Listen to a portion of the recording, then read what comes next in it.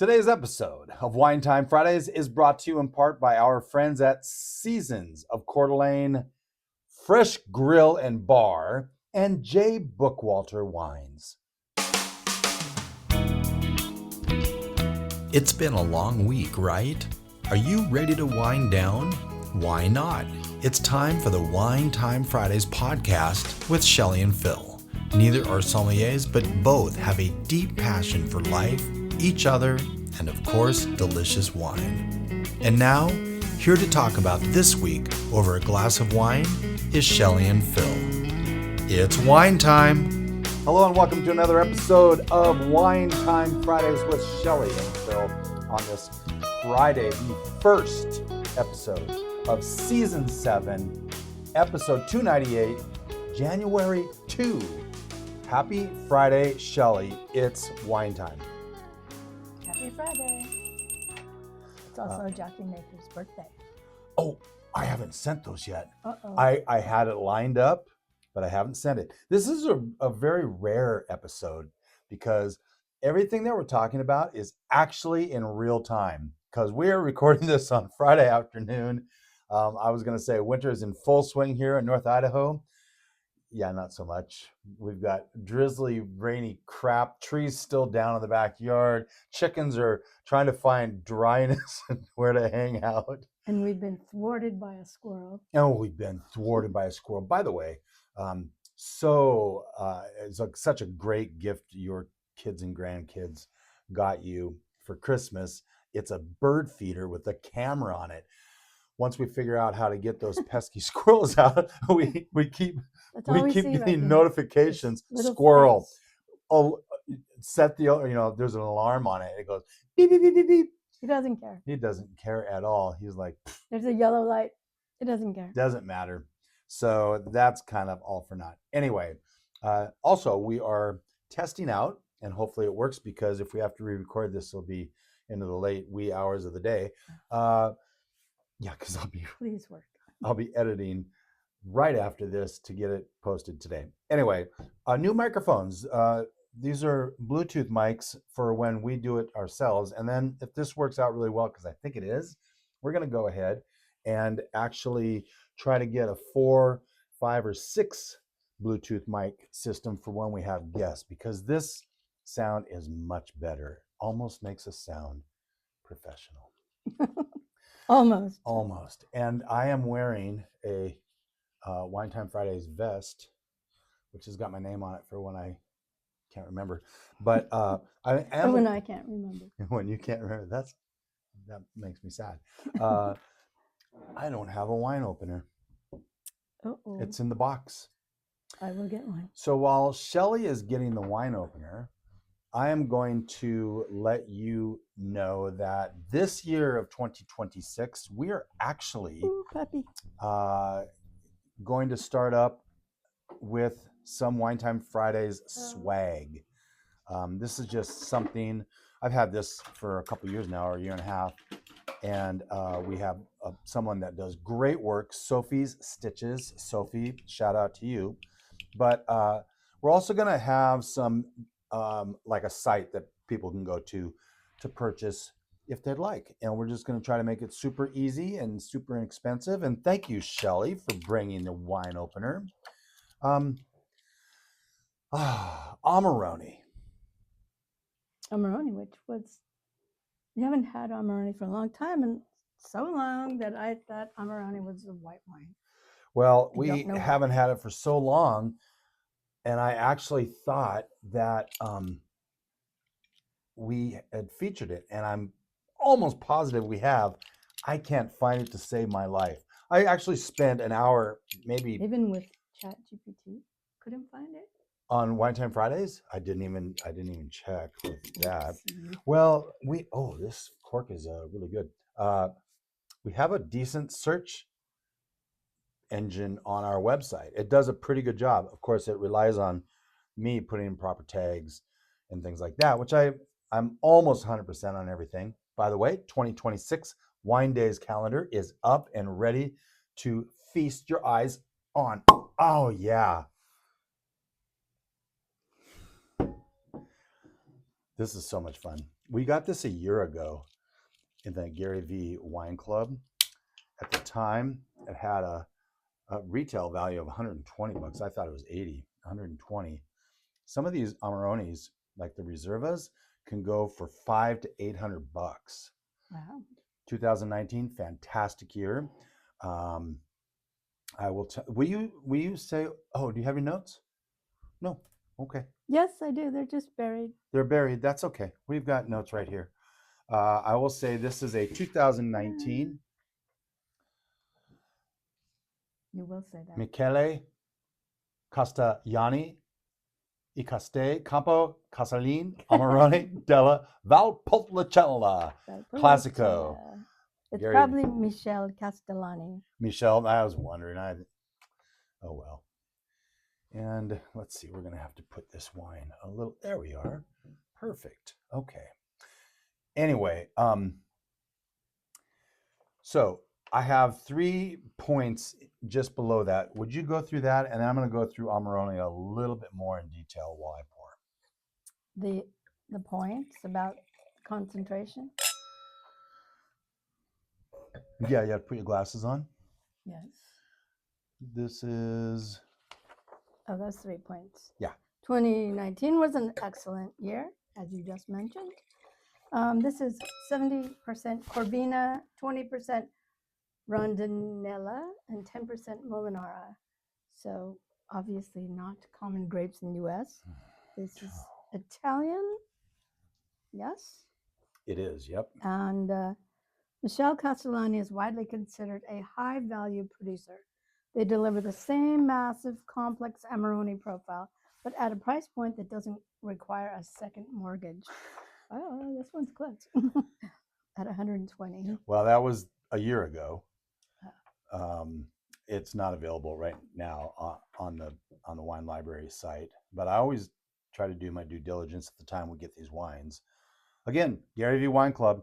We just watched. It comes with a video of all the wines, and whenever we open a GaryVee wine, we go to the video and actually taste through it with Gary and whoever he has on from Wine Library. This time it was Brandon, and so 90 bucks plus tax. It's 95 bucks. I put it in my budget. 95 bucks a month, and we're Oh, you getting mean the club? the club 3. Not. Usually it's anywhere from 1 to 4 wines, but the vast majority of the time it's 3 wines. And the retail value is anywhere from probably $150 to, we've had a $240 a month. And so that's pretty cool. Let's give this a gander. It smells really good. What do you get on the smell? I get a lot of fruit. Yeah, it's very soft and definitely. Yeah, not a lot of tannins on the nose. I guess you don't get tannins on the nose, really, but Unless you're pouring it down, which you'll drown, so Don't do don't do that. Well, let's do it. To health, wealth, and abundance, gratitude, romance, 2026. and peace on earth. Oh, Will there ever be peace on earth? yes. Okay. We have to will it.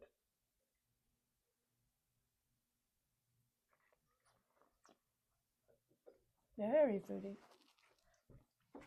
It almost tastes fortified. I'm curious what the alcohol, it's going to be a higher alcohol, 16%. But Ooh, yeah, interesting. so there's a process to this. Okay, I'm going to read what I have, and then we're going to start going back to the notes. But Amarone is made from a blend of indigenous grape varieties, mainly Corvina, Rondinella, and Molinara.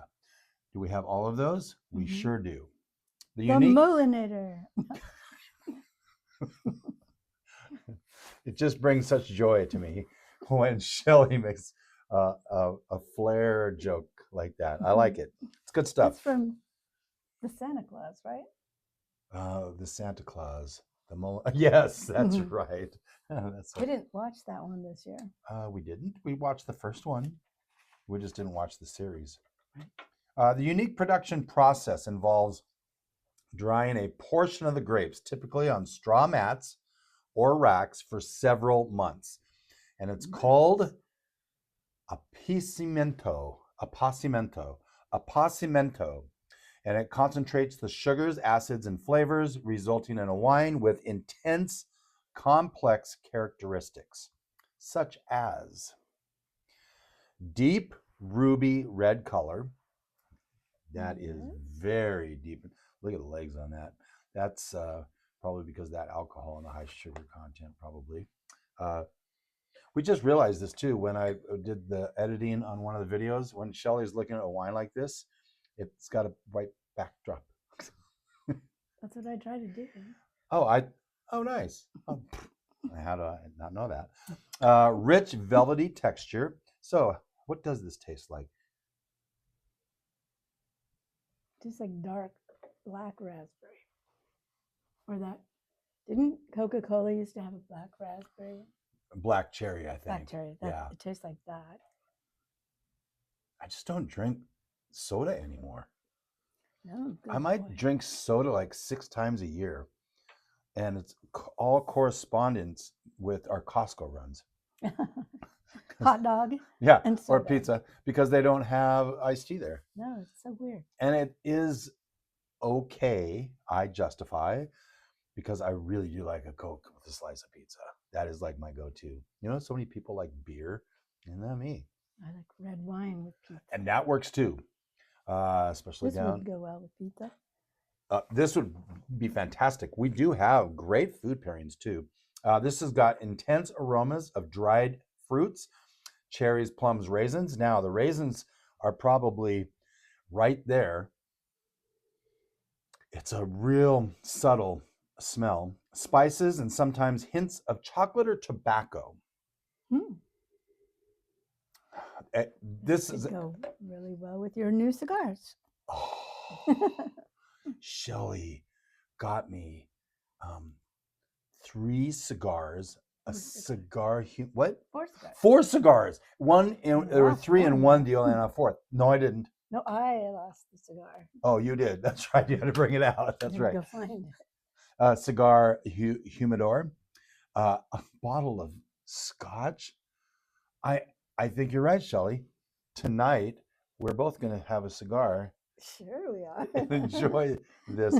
It could be on the deck or it might be below. I don't know. Anyway, flavors of dark fruits, leather, and spices with a lingering finish.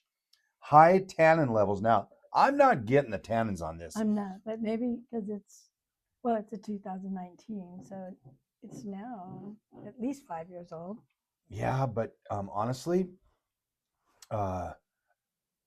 I don't know if that necessarily makes a difference with an Amarone.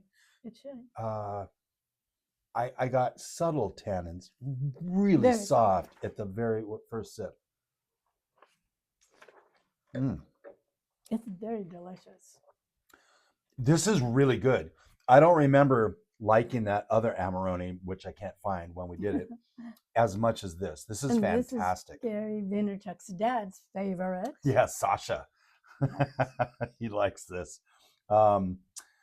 Okay. Food pairings. Okay, well, there's so many things to talk about. I have so many notes. Look at all these notes I have. Man alive. Let's do the Rivaura wine word of the week. Appassimento. Appassimento. Yes. The Italian term for the process of drying harvested grapes, usually on racks or mats, to concentrate their flavors and sugars before fermentation. So That's interesting. Like, why won't they go moldy? great question. If you'll notice on something, I don't have that. I have it in my mind, but this is high risk. I would think so. High risk. Where's my high risk? I should probably look over this a little bit better in the future. But Appassimento, I have. You could always like stack your papers like John Kobylt. And then hit and the table. Former Rush Limbaugh. The former, Nice. yeah, that's I think where John got it is from Rush. He always used to do that. So just bugged me. Okay, because of the Appassimento process, there are 2 ways to pair this wine. So we worked on the wine word Appassimento, which is that drying, And yes, the high risk to doing that is that if they rot, you lose that All of whole, it. yeah, they're all gone, right? Mhm. So that's the tricky thing. Not only that, these are picked and then put on these racks instead of crushed and put in bottles like immediately, right? Or at least tanks, vessels, and then bottled. I For wonder if they could be dehydrated. well, that's kind of what they Yeah, but just a are. very natural process. So And they lose like 30 to 50% of their water content. So then your fruit, because they are being dehydrated. yeah, they are being dehydrated. Some possible food pairings. You got braised beef short ribs, kind of the classic to this. You have wild game. I'm not going to say anything about ossobuco. I did mention that to you, and you're like, I know what that is. It's good. I haven't made it here before. Well, we should do that. Maybe. Let's see. We're at 16 minutes. Let's take a break, and when we come back, we will start diving a little bit more into this because there are some health benefits to this, some antioxidant things on this, and that will give me a little time to catch up and review on some of my notes when we come back.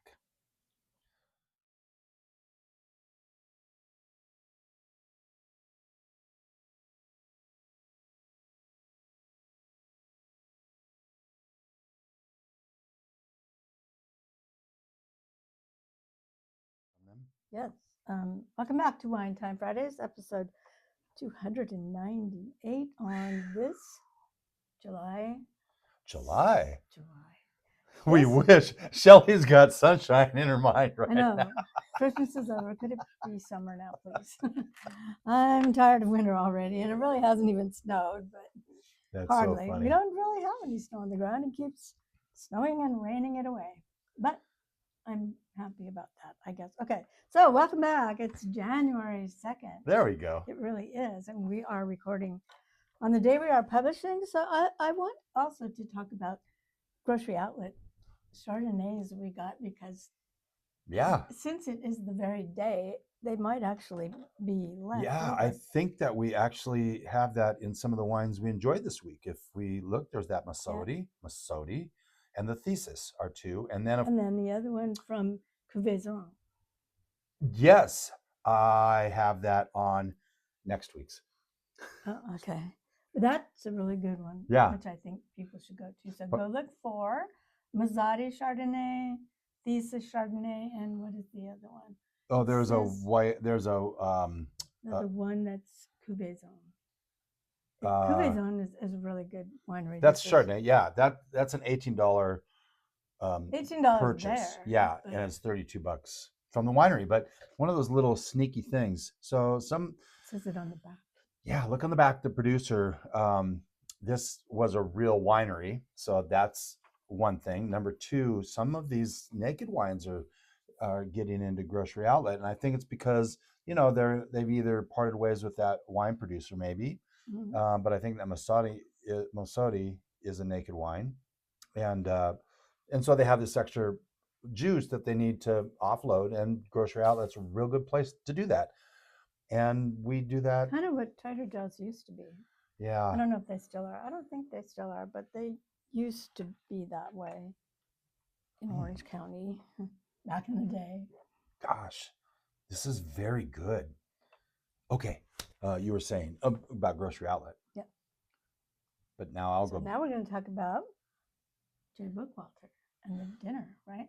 Yeah, I mean, they're one of our sponsors today, along with CDA, Seasons of Coeur d'Alene. Sorry, at Seasons of Coeur d'Alene.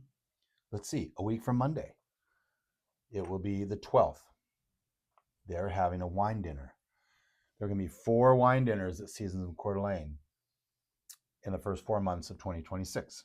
Ooh. Then they're going to take a time out and redo that again in fall. This is going to be about $125 a person. I know they're trying to stick with around 100, but 125 because some of the wines that they're tasting are really good wine. All of the wines are good wines, but they're doing a number of their readers. I think we're going to possibly see these readers by the glass on the season's wine list, which is Nice. fantastic. There's like 5 or 6 different readers, J. Bookwalter's readers wines they produce. Sauvignon Blanc, Chardonnay, Syrah, Cabernet Sauvignon, Merlot. There's 5 right there. Is there a rosé? I don't know. Maybe. So, but there's 5 right there. And so we talk about J. Bookwalter a lot. Mm-hmm. Just before we hit record, we heard from Edward Holmes about the 12th, and he's excited to be there and do it. You get to have dinner, taste through 5 or 6 wines that are paired. That's right. Yes. So good. So, and we'll be talking about this next week too. Fun episode next week's going to be. Fun. I did find my note.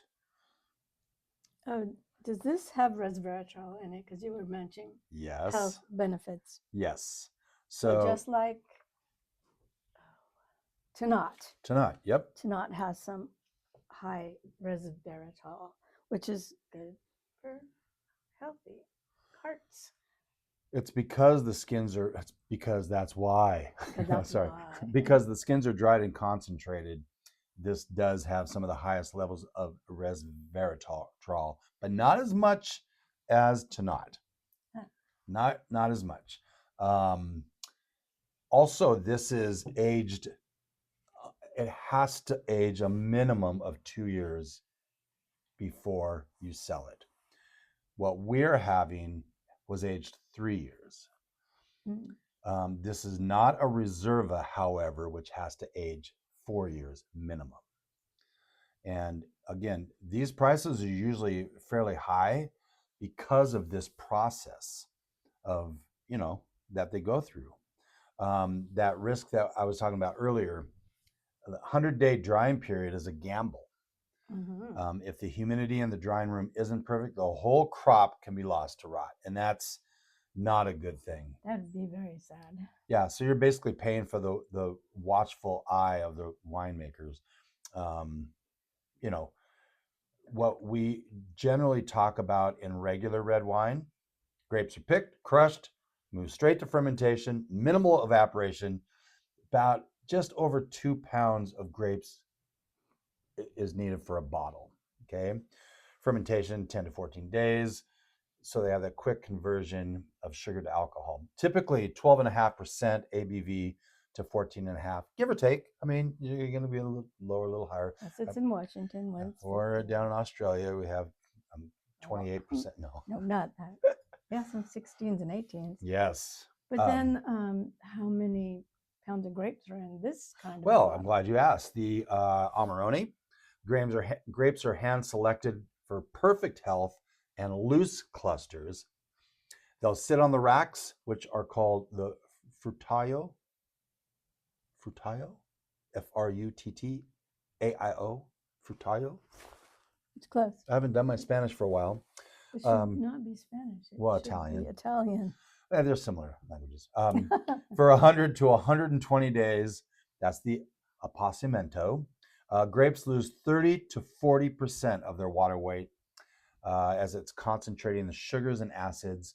It needs almost 4.5 pounds of grapes per bottle.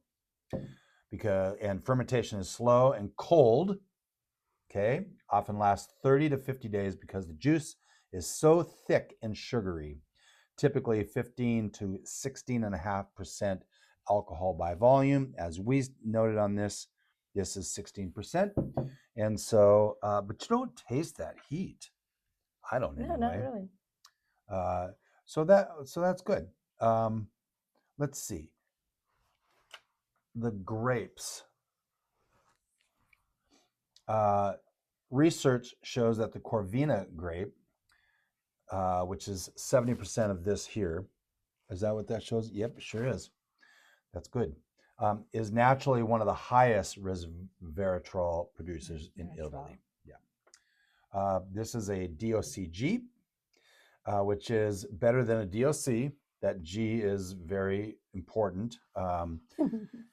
It's the G stands for guaranteed, essentially. meaning every single batch is chemically analyzed and tasted by a government licensed panel before it can be bottled. So there you go. And there should be a seal somewhere on the neck. It might be wrapped up in the foil, I'm sure. And then the region, Shelley. It's not out there. It's in the garage. We just Is got there any seed in there? possibly a couple. Maybe there's a little mouse. Oh, man. Hold on while we check our bird feeder.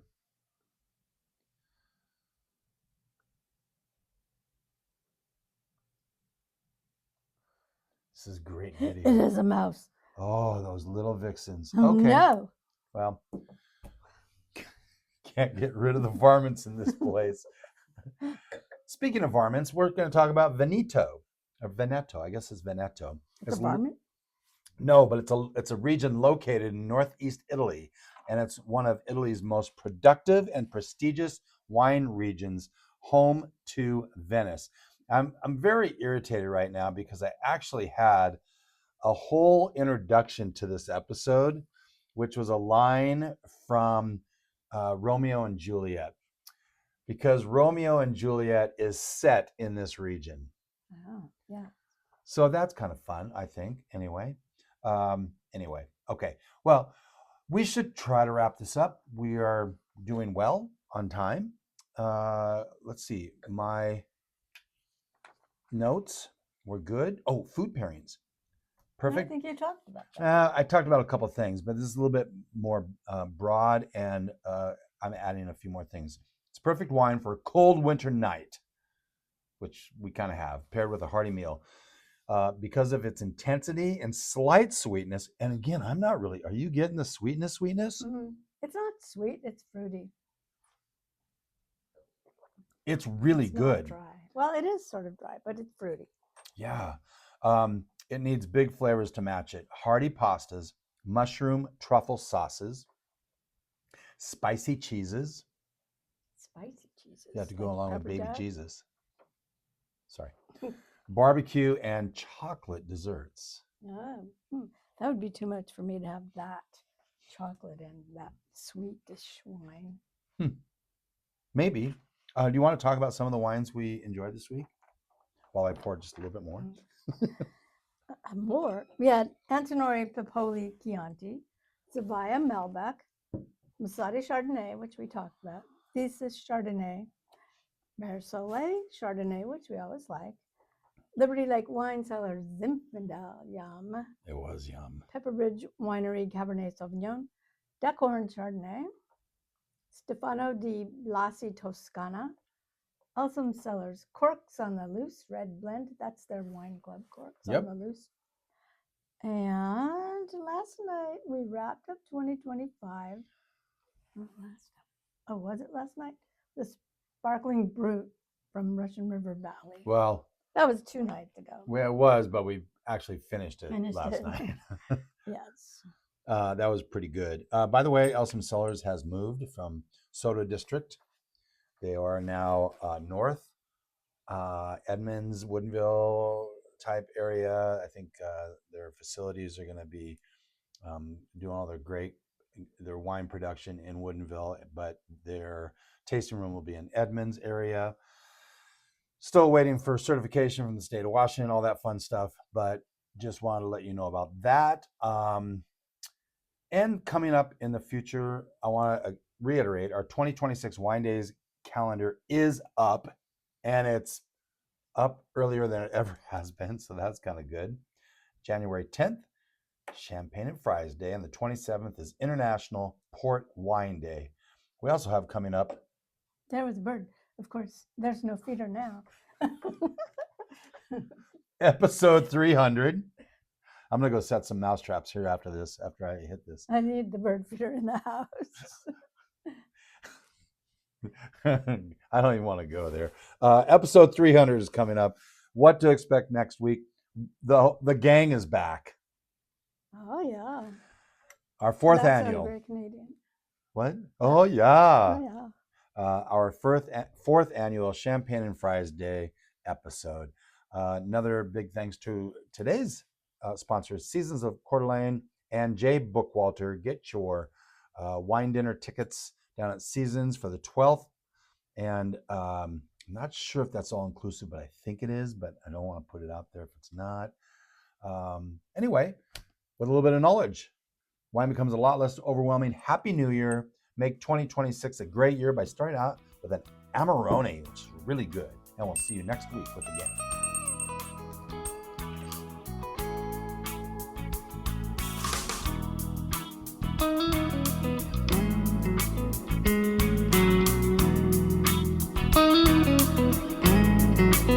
Thank you for spending part of your day to wind down with Shelley and Phil. Remember, you can listen to any episode of the Wine Time Fridays podcast by visiting winetimefridays.com or wherever you get your podcasts. And join us on our Wine Time Fridays Facebook page, Instagram, or on Twitter, which is @Vintage Tweets, for daily conversation. Until next week, here's our toast to you. To health, wealth, abundance, gratitude, peace on earth, and of course, romance.